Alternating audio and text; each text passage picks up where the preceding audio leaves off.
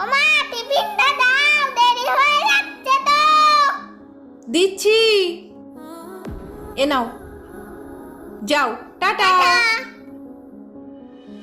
ওমা জলটা তো দেওয়া হয়নি, জলটা আমাকে দাও। দিচ্ছি বাবা। টাটা। টাটা, ভালোভাবে পরীক্ষা দেবে, হ্যাঁ সোনা? কিন্তু মা তো সব কাজ বাঁ হাত দিয়ে করছে, মায়ের ডান হাতে কি হয়েছে দেখি তো। ওমা মা, কি হয়েছে, চলে এলি কেন? বল। মা তোমার হাতটা একই তো। এই তো।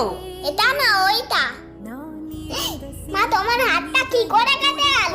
ওই একটু কেটে গেছে বাবা, আনাজ কাটতে গিয়ে। দেখেছো বন্ধুরা, মায়ের হাতে ব্যথা থাকা সত্ত্বেও মা সারাদিন আমাদের জন্য সব কাজ করতে থাকে। লাভ ইউ মা।